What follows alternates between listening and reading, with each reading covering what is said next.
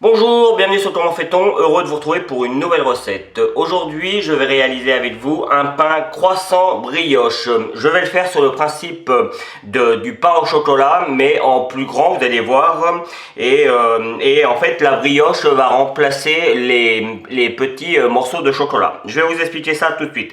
Dans un premier temps, vous devez faire évidemment votre pâte à croissant que je vais vous donner ici. Et il y aura également la recette de la pâte à brioche qui suivra juste après.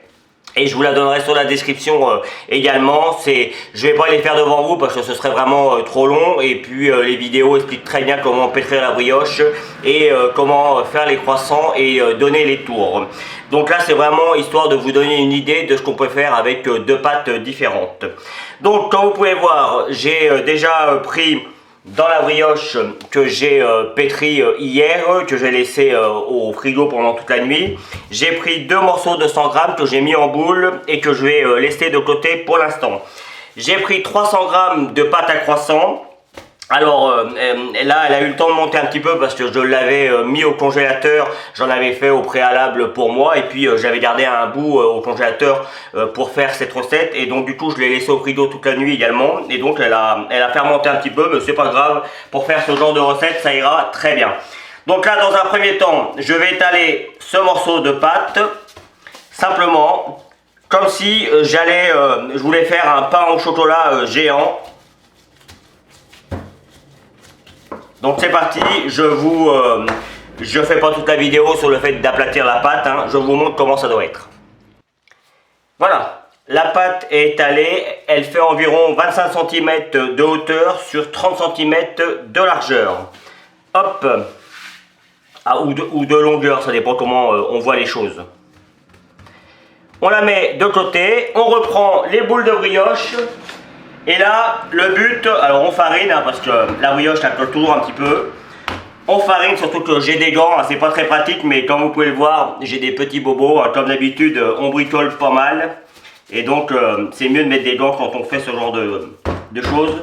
Donc là, le but avec la brioche, ça va être de venir la mettre sur la longueur de la pâte, alors ou la largeur, enfin, bref, c'est vraiment de la mettre comme si on mettait des morceaux de chocolat sur toute la longueur. Et bien là, c'est le même principe avec la brioche. Donc, on va faire ce qu'on appelle un façonnage. Alors, il y a plusieurs méthodes. Hein. Moi, j'utilise celle que j'ai appris à l'école. Et vous voyez, on commence à lui donner un petit peu la forme. Et puis si vraiment on sent que ça réalise un petit peu, on la met de côté. On fait la deuxième. Et puis l'autre pendant ce temps-là va avoir le temps de se reposer un petit peu. Et vous allez voir quand vous allez la reprendre, elle va s'étaler beaucoup mieux. Donc vous voyez, on met une fois comme ça. On replie une fois sur le milieu de la pâte. Une autre fois encore sur le milieu de la pâte. Et puis après, simplement, on vient appuyer. Alors normalement, on met le doigt dedans. Et puis avec la paume de la main, on vient appuyer comme ça. C'est pas facile à voir sur la vidéo. Mais vous pouvez l'étaler comme ça, hein, sans lui donner de la forme, ça ira aussi très bien.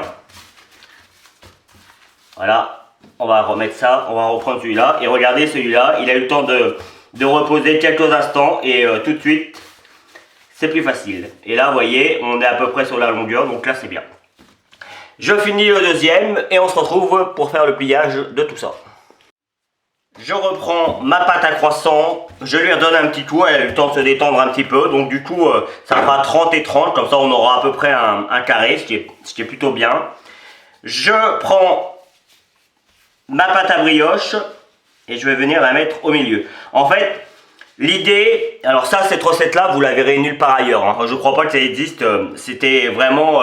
l'idée, c'est, comment dire, d'apporter un côté croustillant avec la pâte à croissant. Et puis, le côté plus fondant avec la brioche. Et puis, c'est deux goûts différents. Et vous allez voir, je vais rajouter un petit peu de sucre sur le dessus. Et pour cela, je vais juste prendre un petit peu d'eau. Je vais venir badigeonner mon petit morceau de brioche. Hop. Et je vais amener un petit peu de sucre cassonade sur le coup pour ma part. Donc je le trouve meilleur.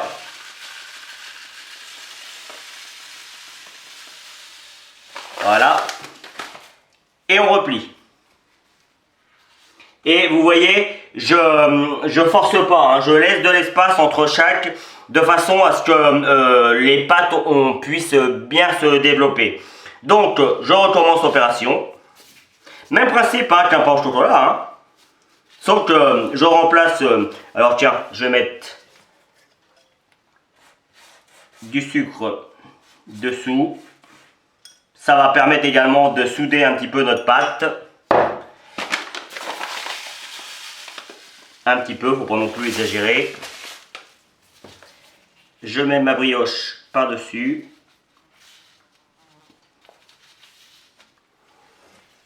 Ça, vous faites ça, ça va étonner vos invités.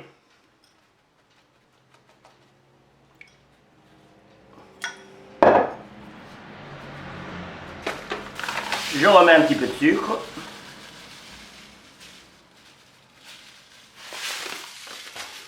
Et on finit de plier. Toujours en prenant soin de ne pas trop serrer. Et vous voyez, là, on fait en sorte de venir mettre la soudure bien au milieu, comme pour un pain au chocolat. Et voilà, notre pain croissant brioche est presque terminé. Il va falloir attendre que ça pousse. Il ne nous reste plus donc à mettre ça sur une plaque. Alors, pour info, on pourrait mettre ça également dans un moule, pour ceux qui veulent. Moi, je reste sur le pain et éventuellement le pain au chocolat, mais ça peut être aussi le pain classique. Hein. Donc c'est pour ça que je le mets pas en moule. Je veux vraiment qu'il ait une forme spécifique.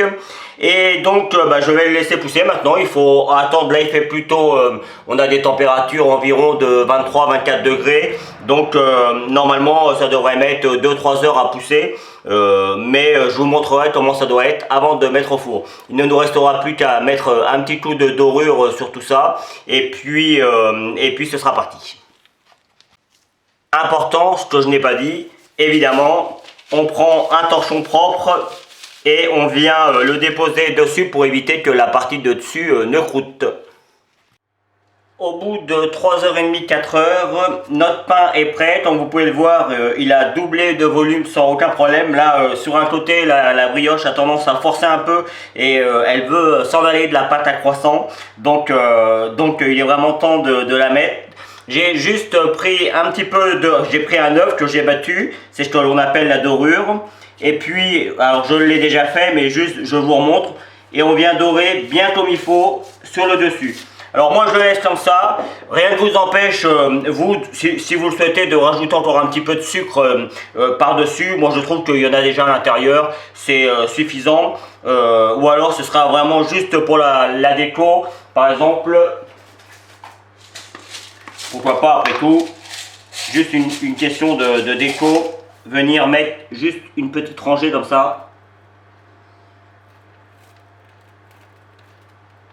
Voilà, c'était juste pour la déco comme vous pouvez le voir. Donc c'est parti pour la cuisson.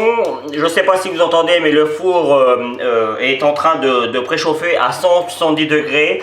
Et pour une pièce aussi grosse, il faut compter au minimum 25-30 minutes, mais même peut-être un petit peu plus. Hein.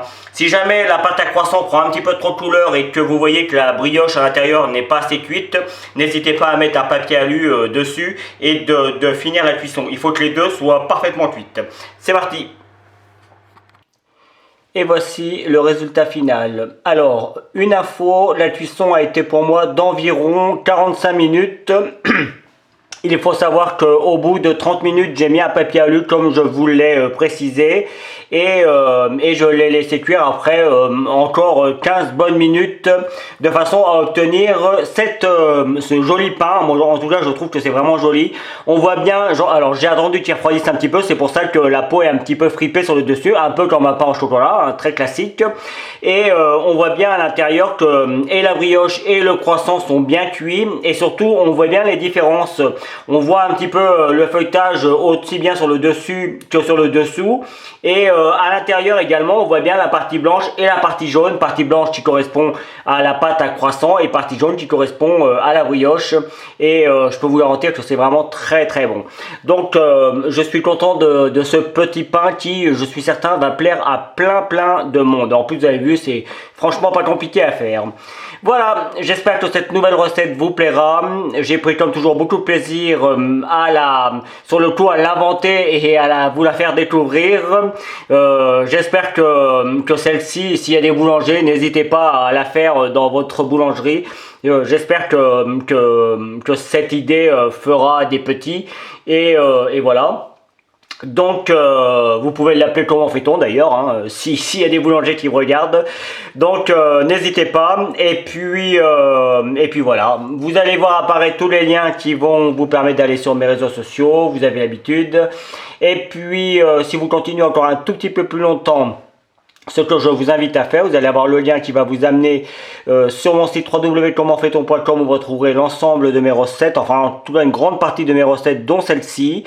Évidemment, le lien qui va vous permettre de vous abonner à ma chaîne YouTube si vous ne l'avez pas encore fait. Et puis, je vous donne deux autres recettes. Alors, pas forcément la recette de la brioche et des croissants, parce que vous allez déjà l'avoir au niveau des fiches. Quand vous allez regarder la vidéo, vous avez déjà dû le voir apparaître. Et puis, sinon, vous l'aurez au niveau de la description. Je vous donnerai le lien également. Donc là, je vous donnerai plutôt des recettes un petit peu différentes de viennoiserie, ou même pourquoi pas de pain assez traditionnel. Voilà, merci pour votre fidélité, à bientôt sur Comment fait-on, salut. Vous pouvez vous abonner maintenant à ma chaîne YouTube, c'est ici. N'oubliez pas la petite cloche pour les notifications. Vous avez également le lien qui va vous amener sur mon site www.commentfaiton.com où vous retrouverez l'ensemble de mes recettes. Et je vous donne deux autres recettes ici qui vous seront très utiles. À bientôt sur Comment fait-on.